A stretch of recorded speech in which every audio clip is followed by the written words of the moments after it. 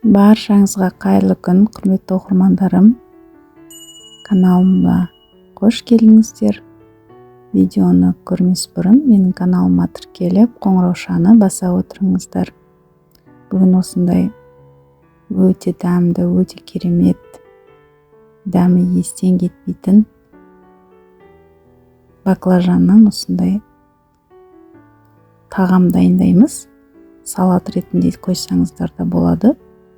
Осында бізге баклажан керек болады. Баклажанды мен өзімнің бақшамнан алғандықтан неше түрлі формада шықты. Осылай ірі етіп турап аламыз. Ірі болғаны дұрыс. Езіліп кетпес үшін. Енді ыдысқа 2 жұмыртқаны салып,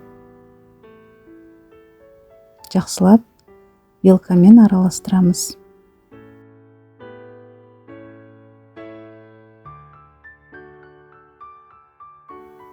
Біркелкі болған кезде турап қойған баклажанға құямыз.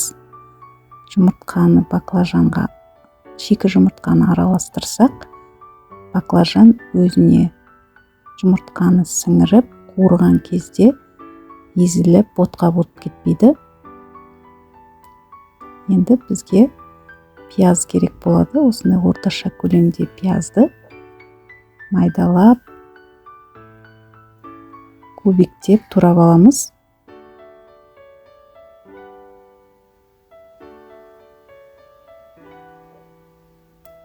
Енді осы пиязды табаға май құйып, сарғыш түс болғанша қуырамыз. Сіздер менің каналымның ары қарай дамып, жылжуына ат салысып, каналыма тіркеліп, қоңыраушаны басып, сұрақтарыңыз болса, сұрақтарыңызды қоя отырыңыздар.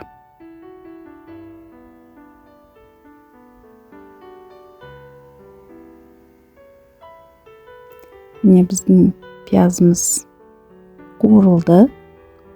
Енді бұл пиязды майымен қосып, басқа ыдысқа сүзіп аламыз.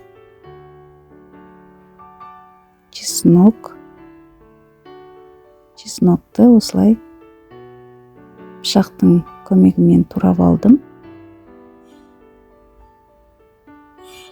Қуырылған пиязға саламыз, және осындай петрушка керек болады.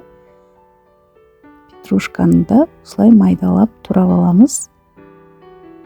Оны да пиязымызға саламыз.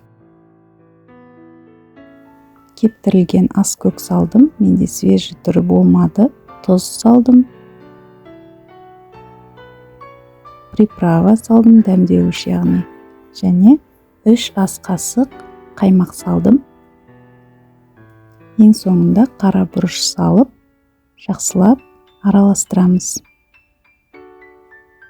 Міне осындай болып шықты. Иісі деген керемет болды. Ендігі кезек бізде баклажан. Баклажанды табаға тағы май құйып, қыздырып, отты барынша қаттырақ қойып, қуырамыз.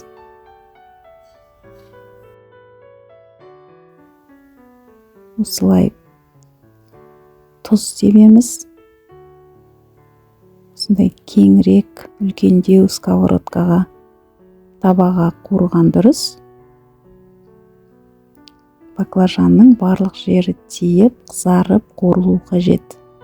Біреуін жеп көріп жатырмын. Ең соңында осы дайындап қойған соусты құямыз, және бірденен астын өшіреміз. Жақсылап араластырамыз, және біздің тағамымыз салат түрінде қойса да болады. Дастарханға өте дәмді болып шығады. Ыдысқа салып, жеп көріп жатырмын. Дәмі деген естен кетпейтін өте дәмді болып шықты. Тура осы рецептпен жасап көріңіздер. Қонаққа да, үйдегілерге де. Тура баклажанның сезоны қазір. Өте дәмді болып шығады. Дәмі чеснокпен, қаймақпен, ас көктермен өте керемет болып шықты. Видео рецепт ұнаған болса, каналыма тіркеліп, қоңыраушаны басып, поделицаны басып, WhatsApp желісіне таратып қойыңыздар. Сіздермен бірге болған Гүлнұр Темировна.